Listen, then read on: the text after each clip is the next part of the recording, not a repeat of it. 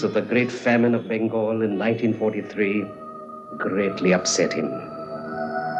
Men, women, and children died in their thousands for lack of food. Men were dying all over the world and killing each other in battle. Death for a cause, death for a purpose. But death here had no purpose, no logic, no necessity. It was the result of man's incompetence and callousness. Millions died. No one knows how many.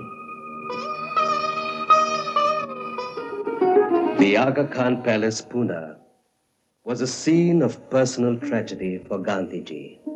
He lost his wife Kasturba, his companion of 62 years. On the 13th of April 1944, Jawaharlal started writing The Discovery of India, a collection of articles analyzing his thoughts and philosophy, an exploration of the past and its impact on the present. Though books and old monuments and past cultural achievements helped to produce some understanding of India, they did not satisfy me or give me the answer I was looking for. When I think of India, I think of many things, of broad fields dotted with innumerable small villages, of towns and cities I have visited, of the magic of the rainy season, of great rivers and flowing water, and above all, the Himalayas.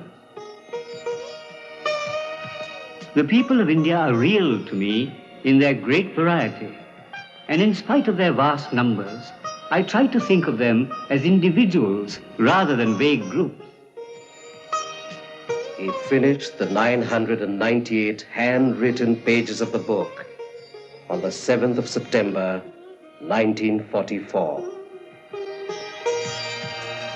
At the Ahmednagar jail, the strain of loneliness was telling on the high-profile prisoners. Nehru wrote to his sister, "It struck me as an odd and arresting fact that for nearly 26 months, for 785 days to be exact, I had not seen a woman even from a distance, and I began to wonder, what are women like?"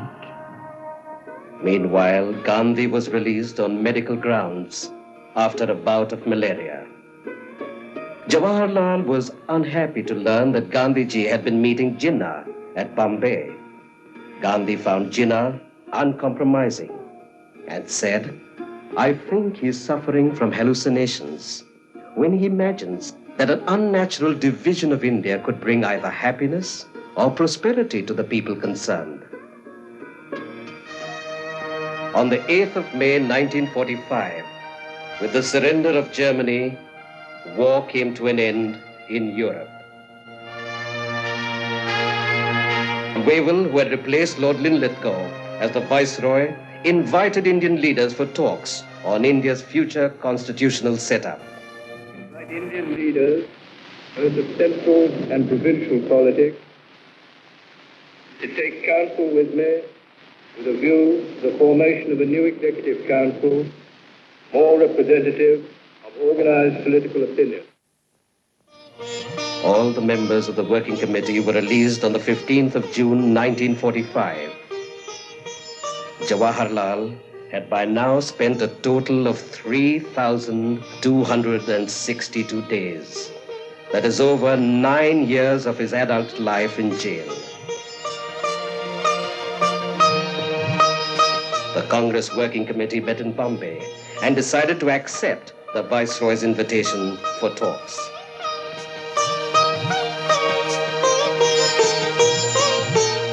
On the 25th of June 1945, 21 leaders of political parties, premiers and ex-premiers, assembled in Simla. Gandhi was available for consultation. Nehru, Jinnah, Azad, Pant, B.G. Kher, Ravi Shankar Shukla, Rajagopalachari, Dr. Khan Sahib, and Master Tara Singh. When the Viceroy asked for nominations to his executive council, Jinnah insisted that only the League had the right to nominate Muslim members. The Congress refuted that claim. The talks failed. Meanwhile, in England, the Labour Party won a landslide victory and Clement Attlee became Prime Minister.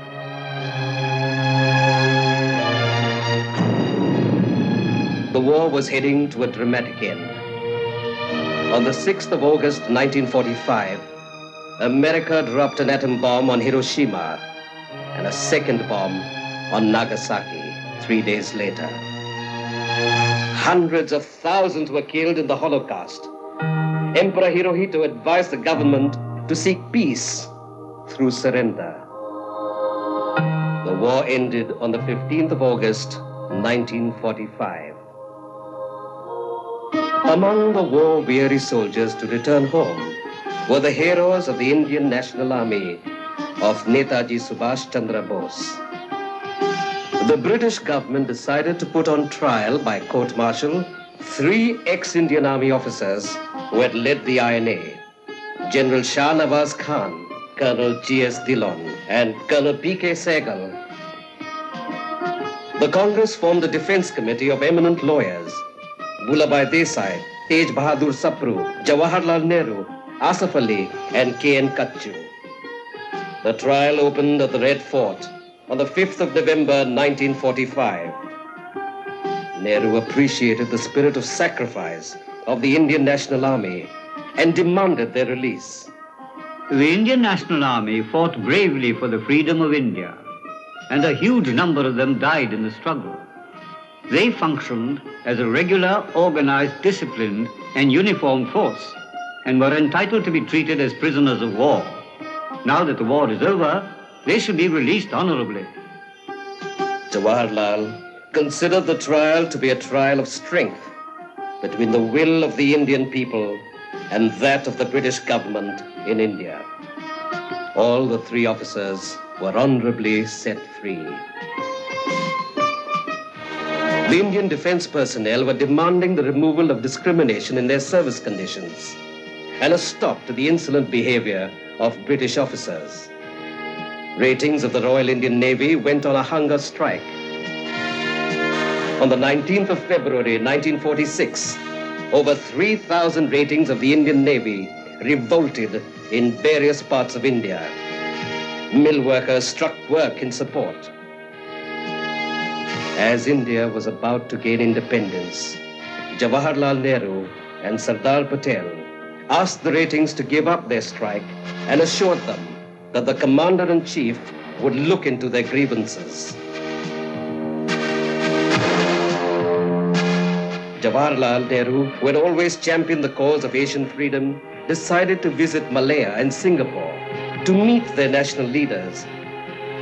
On arrival at Singapore, he was given a warm welcome by Lord Louis Mountbatten, the Supreme Commander, Southeast Asia. It was the beginning of a warm and cordial friendship.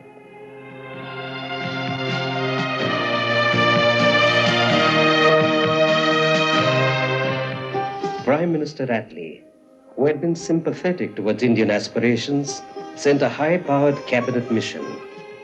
It consisted of Lord Pethick Lawrence, Secretary of State for India, Sir Stafford Cripps, President of the Board of Trade, and A.V. Alexander, First Lord of the Admiralty, to help India attain freedom as speedily and fully as possible. The cabinet mission started their negotiations on the 1st of April. They started meeting the leaders of different parties and groups. Jinnah insisted on partition of the country, but when the mission asked him to define the boundaries of Pakistan, they got nothing from him.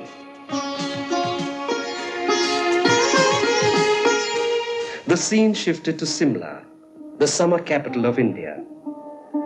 The Congress was represented at the talks by Maulana Azad, Sardar Patel, Jawaharlal, and Khan Abdul Ghaffar Khan. The Congress stood for United India. As Azad said, Pakistan as an idea was a double-edged disaster in his eyes. When the Muslim League blocked the progress at every turn, Jawaharlal talked to Jinnah and assured him that the rights and the interests of the minorities would be fully safeguarded. But Jinnah remained cold and unresponsive.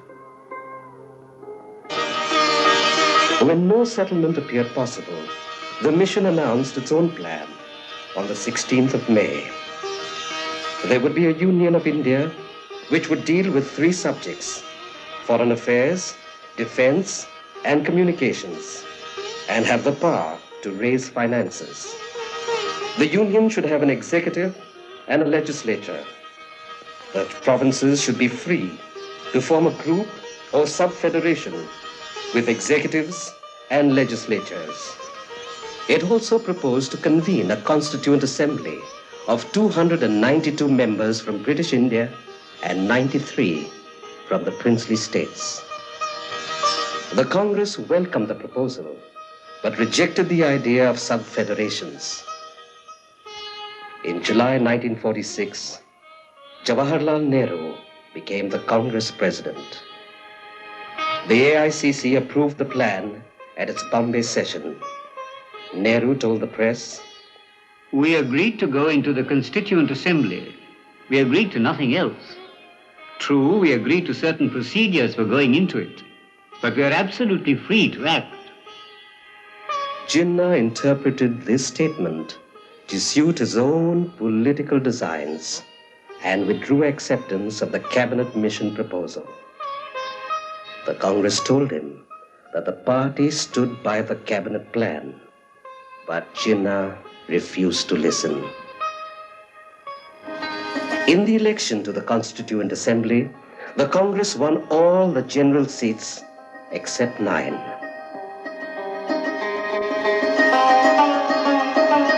The Viceroy invited Jawaharlal Nehru as the leader of the majority party in the Constituent Assembly to form the interim government with the cooperation of the League, if possible, without, if necessary. Jawaharlal sought the cooperation of the League and offered 5 seats to its nominees. Jinnah refused and announced his decision to observe the 16th of August as Direct Action Day. On that day, Calcutta witnessed the worst ever bloodbath, with the League hooligans killing, looting, and burning with the connivance of the League government holding office in Bengal. Over 5,000 were killed and 15,000 injured.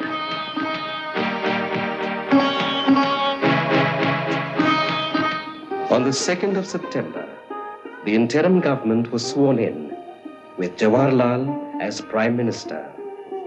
The team included Sardar Patel, Dr. Rajendra Prasad, C. Rajagopalachari, Sarat Chandra Bose, Asif Ali, Baldev Singh, C.H. Bhabha, and others. Nehru told the nation, The initiative comes to our people, and now we will make the history of our choice.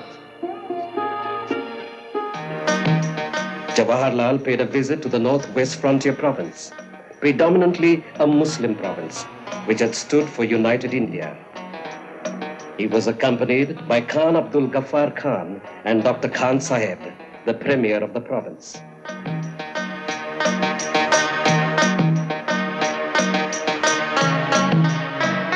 The Muslim League hooligans damaged his car at Malkand.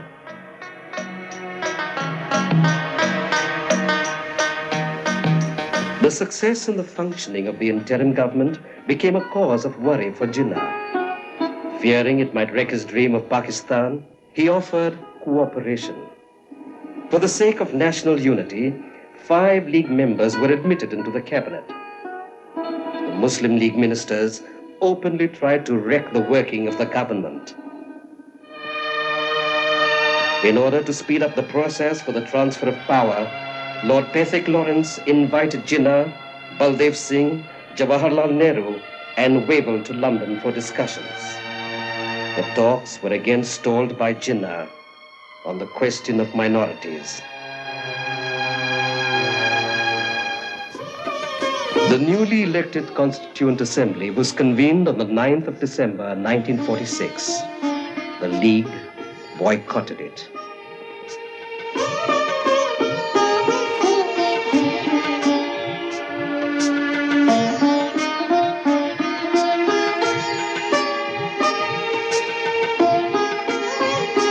Dr. Rajendra Prasad was elected the President of the Assembly. All that we need, all that we require is honesty of purpose, firmness of determination, a desire to understand each other's viewpoint. That is all that we shall do justice. On the 13th of December, Jawaharlal Nehru moved the Objectives Resolution. Sir, I beg to move.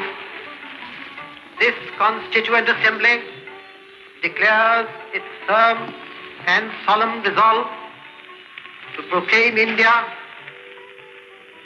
as an independent sovereign republic and to draw up for her future governance a constitution wherein all power and authority of the sovereign independent India, its constituent parts and organs of government are derived from the people.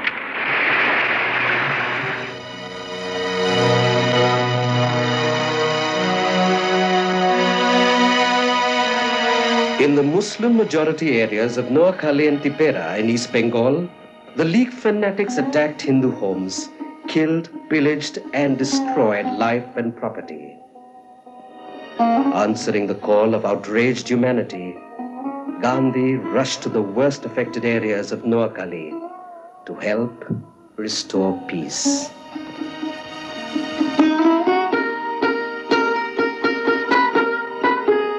Jawaharlal visited him at Serampur for consultation.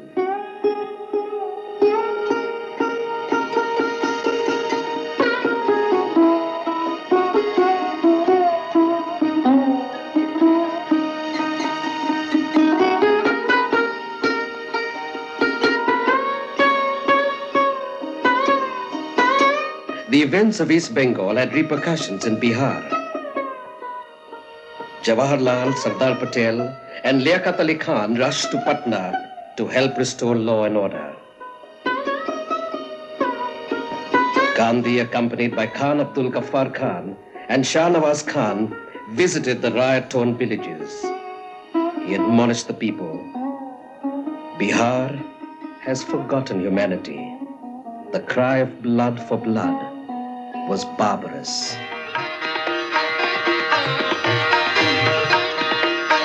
In March 1947, Jawaharlal convened a conference of Asian nations at New Delhi.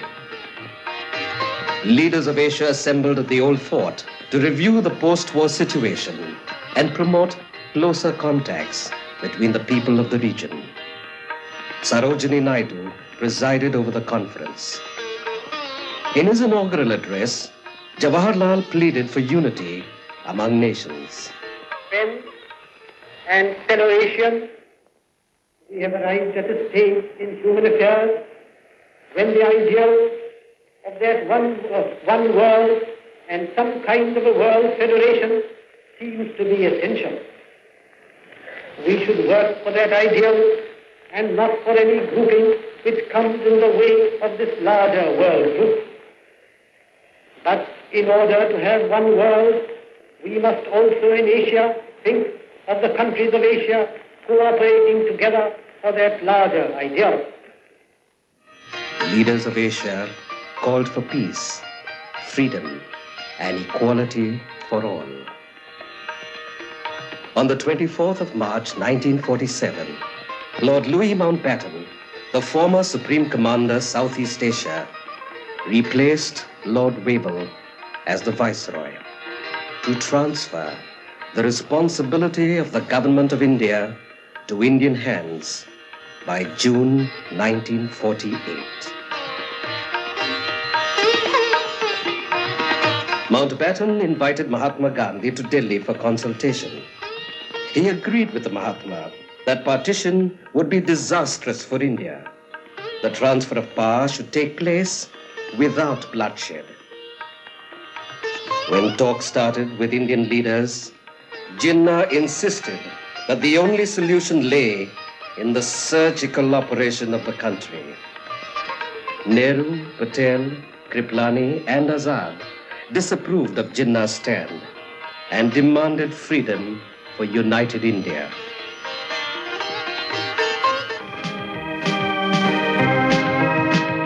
When no agreement appeared in sight, Mountbatten prepared his own proposal, called the Balkan Plan, and sent it to London with Lord Ismay. The plan envisaged that the provinces be the successor states, with the option to join or not to join the central government.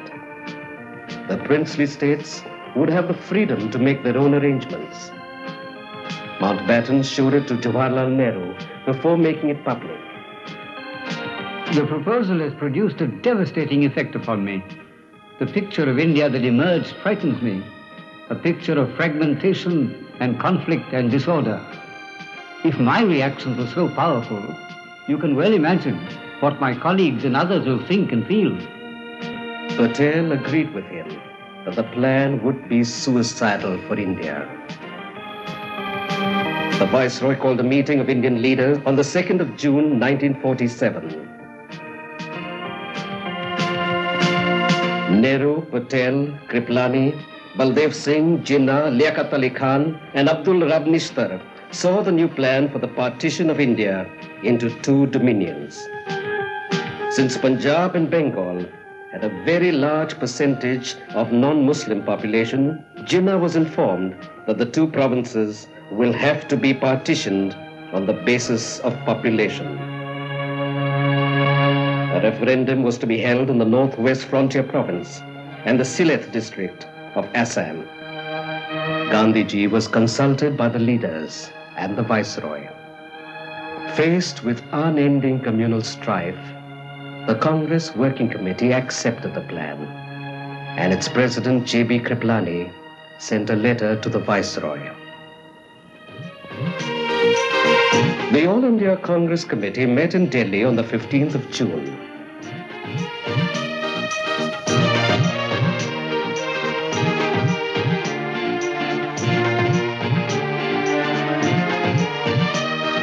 Gandhiji told his countrymen that all his life he had dreamt of a united India, but now he was powerless in the face of a prevailing madness. The resolution on the partition was carried by 157 votes to 29. 32 abstained. Freedom was now in sight. The Constituent Assembly had been in session, formulating Free India's constitution. On the 22nd of July, Jawaharlal Nehru moved the resolution on the national flag. Resolved that the national flag of India shall be a horizontal tricolor of deep saffron, kilsary, white and dark green in equal proportion. In the center of the white band, there shall be a wheel in navy blue to represent the charkha. There is a slight variation in this flag from the one many of us have used during these past years. The colors are the same. In the white, there was the symbol of the charkha, which symbolized the common man in India, which symbolized the masses, the people, which symbolized their industry, which came to us from the message which Mahatma Gandhi had delivered to the country.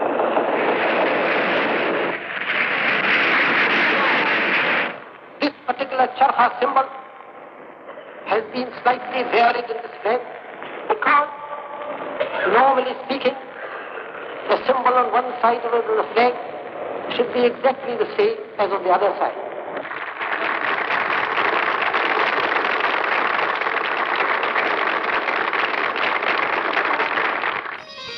A Ministry of States had been set up under Sardar Patel to seek the peaceful merger of princely states before the 15th of August, Independence Day.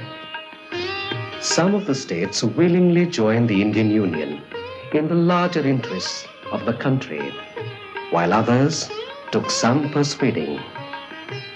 All the states, except Kashmir and Hyderabad, signed the instrument of accession to India before Independence Day.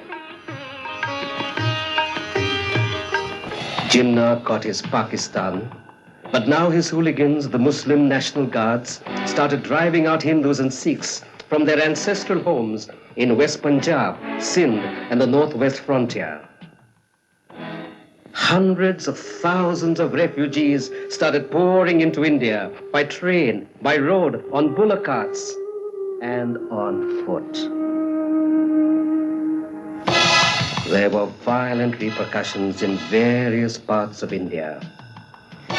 Calcutta once again witnessed the worst possible communal riots.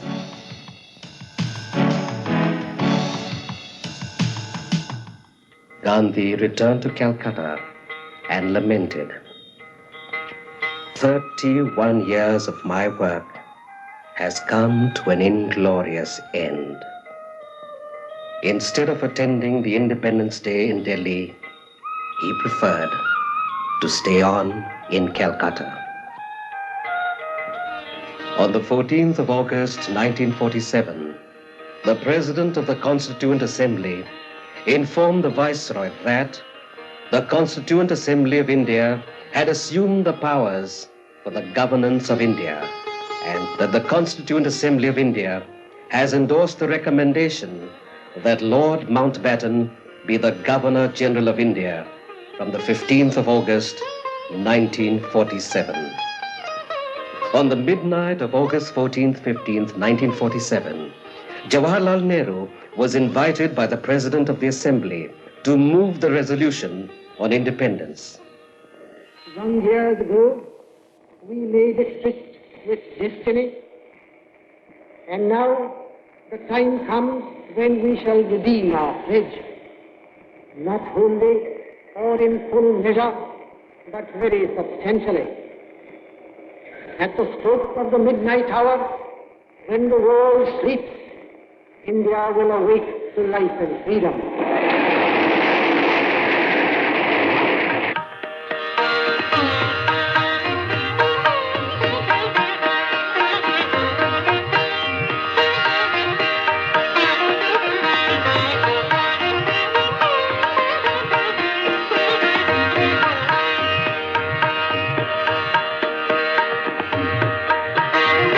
On the morning of August 15th, Lord Mountbatten became the first Governor General of the Dominion of India.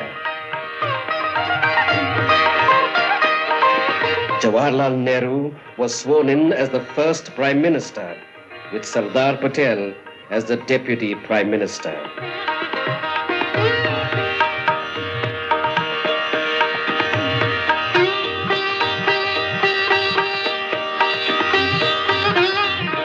Independence Day, the day of deliverance, was celebrated all over India with great enthusiasm.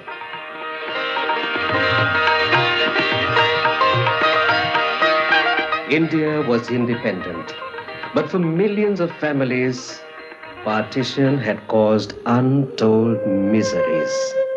Communal riots continued to cause concern. Punjab was aflame.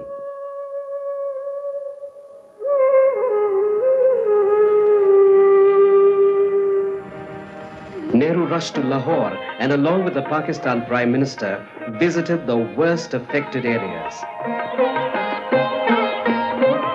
We heard ghastly tales and saw thousands of refugees. Punjab is a ruined province at present. My mind is heavy with the thought of the sufferings of our people in the areas of disturbance, the thousands who are dead, and those, especially our women folk, who have suffered agony worse than death. To their families and to innumerable people who have been uprooted from their homes and rendered destitute, I offer my deep sympathy and assurance that we shall do all in our power to bring relief. Arrangements were made to provide safe passage to refugees and evacuate them by land, by air, and by sea.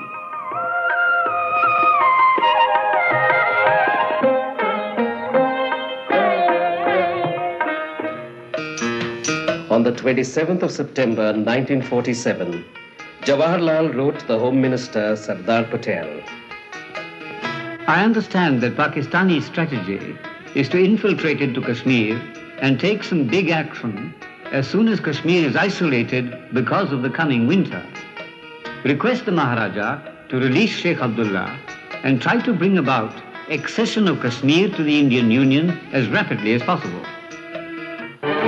Sardar Patel succeeded in getting Sheikh Abdullah released, but the Kashmir government remained non-committal on the question of accession.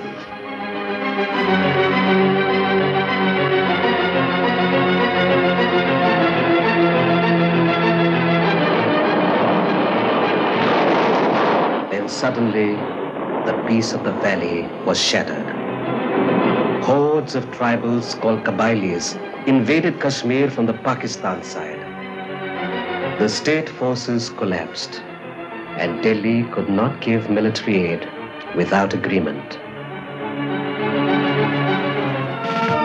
Nehru asked the Defense Committee to prepare plans for the airlifting of troops at short notice. Maharaja Hari Singh